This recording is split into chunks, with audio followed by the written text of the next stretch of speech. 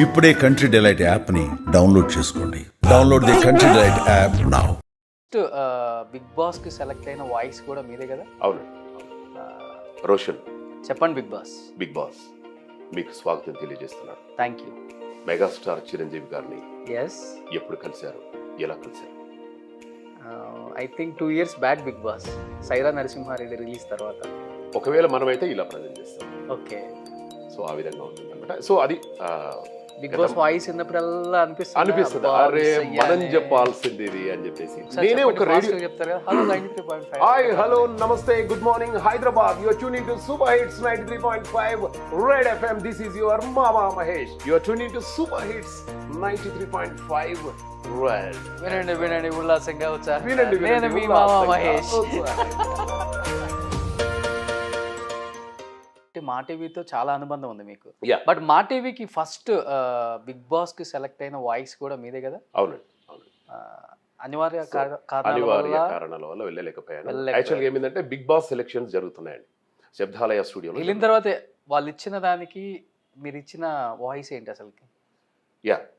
యాక్చువల్గా నేను చెప్తాను ఈ ప్రాసెస్ ఎలా అయిందన్నది. ఇక్కడ హైదరాబాద్లో ఒక 60 మందిని పిలిచారండి బిగ్ బాస్ వాయిస్కి. నాకు లాస్ట్ మినిట్లో తెలిసింది. నా పప్పు అన్న ఉంటాడు అనమాట శబ్దాలయ స్టూడియో. అరే మహేష్ ఒకసారి ఆఫీస్కి రా అంటే స్టూడియోకి వెళ్ళాను. వెళ్ళిన తర్వాత నాకు ఒక స్క్రిప్ట్ ఏదో ఇచ్చారనమాట. ఆ స్క్రిప్ట్లో నేనేమనుకున్నంటే ఎన్నో యాడ్స్ చెప్తుంటాం కదా, ఇది ఒక మామూలు యాడ్ అని చెప్పేసి చెప్పానమాట అక్కడికి వెళ్ళిన తర్వాత. కాకుంటే అక్కడ బిగ్ బాస్ అనే వర్డ్ రానివ్వలే వాళ్ళు. బిగ్ బాస్ అనే వర్డ్ రానిస్తే మనకు తెలుస్తుంది కదా బిగ్ బాస్కి ఇస్తున్నాం అని చెప్పేసి. ఒక చిన్న 4 లైన్లు ఏదో ఇచ్చారు. ఆ 4 లైన్లు, రోషన్ ఇప్పటి వరకు మీరు ఎన్నో ఇంటర్వ్యూస్ చేశారు, ఇందులో మీరు చేసినటువంటి అతి చిన్న ఇంటర్వ్యూ ఏంటో బిగ్ బాస్కి చెప్పండి అని చెప్పేసి వచ్చింది. ఓకే, అది చెప్పాను వాయిస్. చెప్పిన తర్వాత ఏదో అనుకున్నాను, వెళ్ళిపోయాను. నేను వరంగల్లో ఉన్నాను. సడన్గా కాల్ వచ్చేసింది. వెరీ గుడ్ అండి మహేష్ గారు, ఆండ్రూ అని ఒక అతను ఉన్నాడు అక్కడ, ఆండ్రూ, కంగ్రాచులేషన్స్ అండి మహేష్ గారు, మీ వాయిస్ బిగ్ బాస్కి సెలెక్ట్ అయింది, మీరు హోటల్ గోల్కొండకు వచ్చేయండి అన్నారనమాట. సరే అని చెప్పేసి నేను ఇమీడియట్గా పప్పు అన్న కాల్ చేశాను. అన్నా ఇట్లా బిగ్ బాస్ వాళ్ళు ఏదో కాల్ చేశారన్నా అంటే, వెళ్ళరా మరి అని చెప్పేసి అన్నాడు. వెళ్ళిన తర్వాత మాట్లాడుకున్నాం, అంతా అయిపోయింది. సో మనం ఇంకొక 10 daysలో ఫ్లైట్ ఎక్కాల్సింది. ఆ టైంలో మా ఫాదర్కి స్ట్రోక్ రావడం జరిగిందనమాట. ఓకే, బ్రెయిన్ స్ట్రోక్ వచ్చింది. దాంతో నాకు అసలు ఏం చేయాలో అర్థం కాలేదు. అదే టైంలో రేడియో స్టార్ట్ చేశాను, అదే టైంలో డబ్బింగ్స్, వాయిస్ ఓవర్సు, అదే టైంలో ఒక 7-8 టీవీ ఛానల్స్లో ఫ్రీలాన్స్ వాయిస్ ఓవరు.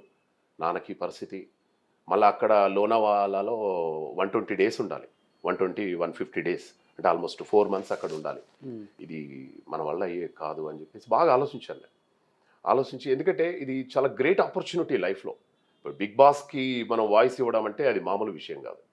సో ఈ ఆపర్చునిటీ నేను ఎలా చూస్తే, ఫాదర్ ఇలా కెరీర్ ఏమో ఇలా అయిపోయింది, ఇప్పుడే పీక్ స్టేజ్లో ఉంది కెరీరు. మళ్ళీ దట్టు నాకు ఇష్టమైనటువంటి radio, I started my own radio. So Vilas and Venkat మా పార్ట్నర్స్, అందులో రేడియో స్టార్ట్ చేసాము. ఇవంతా ఈ సామ్రాజ్యాన్ని వదిలిపెట్టేసి ఒక 4 నెలలు నేను అక్కడికి పోతే మళ్ళొచ్చే వరకు ఈ ఆపర్చునిటీస్ ఉంటావో ఉండవో. సరే, ఈ ఆపర్చునిటీస్ ఎప్పుడూ వస్తూనే ఉంటాయి, నేను క్రియేట్ చేసుకుంటా ఆపర్చునిటీస్. కానీ మా నాన్న ఎట్లా అని బాగా ఆలోచించాను సార్. మా నాన్ననేమో ఏం కాదులే నువ్వు వెళ్ళిపో అంటాడు. మా అమ్మనో ఎక్కడనో చిన్న బాధ, నువ్వు వెళ్ళొద్దు వెళ్ళు అని ఎటు చెప్పలేకపోతుంది. లాస్ట్కి ఏం చేయాలో అర్థం కాక ఐఎమ్ రియల్లీ సారీ అండి, ఎండమోల్ వాళ్ళకి చెప్పాను, సార్ నన్ను క్షమించండి, నేను బిగ్ బాస్కి రాలేకపోతున్నాను సార్ అని చెప్పేసి అన్నాను. సో అది నా లైఫ్లో మిస్ అయిన ద గ్రేటెస్ట్ ఆపర్చునిటీ అండి. ఎవరు చెప్తున్నారు బిగ్ బాస్కి ఇప్పుడు నా మిత్రులే అండి, ఇద్దరు కూడా, ఇద్దరు మిత్రులు చెప్తూ ఉన్నారు. అంటే అఫ్కోర్స్ వాళ్ళ పేరు చెప్పకూడదు, but they are doing very good job అండి యాక్చువల్గా. ఒకసారి మీ వాయిస్తో చెప్పండి. బిగ్ బాస్ ఆల్రెడీ చూశారు కాబట్టి మీరు చెప్తే ఎలా చెప్పుండే వాళ్ళు, అసలు మిమ్మల్ని ఇమాజిన్ చేసుకోండి ఒకసారి, అక్కడ ఇమాజిన్ చేసుకొని చెప్పండి, నేనే చెప్పాను అన్న విధంగా ఎలా చెప్తారు మీరు? సో ఇప్పుడు ఫర్ ఎగ్జాంపుల్ మనమే మాట్లాడుతున్నాం అనుకోండి, ఓకే, మీరు అంటే మీరు నాకు సమాధానం చెప్తూ ఉండాలి, నేను మీతో మాట్లాడుతున్నా. డెఫినెట్గా చెప్పండి. రోషన్, చెప్పండి బిగ్ బాస్ మీకు స్వాగతం తెలియజేస్తున్నాడు. Thank you. ఇప్పటి వరకు మీరు ఎన్నో ఇంటర్వ్యూస్ చేశారు. అవును బిగ్ బాస్. మెగాస్టార్ చిరంజీవి గారిని ఎస్, ఎప్పుడు కలిశారు, ఎలా కలిశారు? I think 2 years back big Boss, Sye Raa Narasimha Reddy release తర్వాత. All the best. Thank you Big Boss. ఒకవేళ మనమైతే ఇలా ప్రజెంట్ చేస్తాం. ఓకే. సో ఆ విధంగా ఉంటుంది అనమాట. సో అది బిగ్ బాస్ వాయిస్ విన్నప్పుడల్లా అనిపిస్తుంది, అబ్బా, అరే miss మనం అయ్యానే. చెప్పాల్సింది ఇది అని చెప్పేసి. బట్ ఎనివే అది కూడా చెప్పేది మన ఫ్రెండే. ఓకే. సో ఇది కాకుంటే ఇంకా వేరే opportunity. So every day is a new day. So ఆ విధంగా అనమాట. సో అలా కెరీర్ స్టార్ట్ అయిపోయింది. సో ఈ యాడ్స్ కాస్త ఏవీస్కి వెళ్ళిపోయినాయి అనమాట. అది కూడా నేను మళ్ళీ స్టార్ మాలోనే ఏవీస్ చెప్పాను. నా ఫస్ట్ అక్కడమ్మా ఇక్కడ నా పేరు సూర్యనా ఏదో ఉండదు అది, అందులో ఫస్ట్ ఏవి చెప్పింది కూడా స్టార్ మాలోనే. ఓకే. అలా ఈ ఏవీస్ చెప్పడము, ఆడియో రిలీజ్ ఫంక్షన్లో నా వాయిస్ నేను చూసుకోవడము. సుమా గారు అంటారు కదా, ఇప్పుడు ఒక స్పెషల్ ఏవి చూద్దామా అని రోషన్ అని చెప్పేసి అనగానే ఆ స్పెషల్ ఏవి ప్లే అవుతుంది. ఏవి ప్లే అవుతుంటే ఆ హాల్ అంతా పిన్ డ్రాప్ సైలెంట్. సో ఆ హాల్లో డైరెక్టర్స్ ఉంటారు, ప్రొడ్యూసర్స్ ఉంటారు, హీరో ఉంటారు, పెద్ద పెద్ద వాళ్ళు వచ్చి కూర్చుంటారు అక్కడ.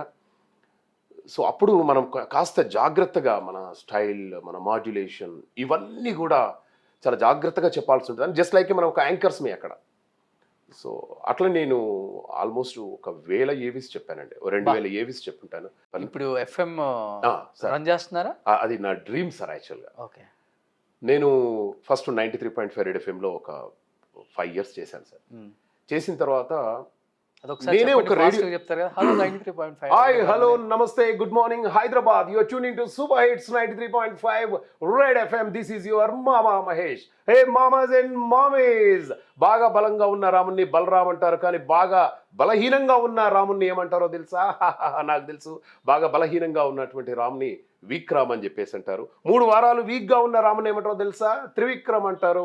You are tuning to super hits 93.5 red.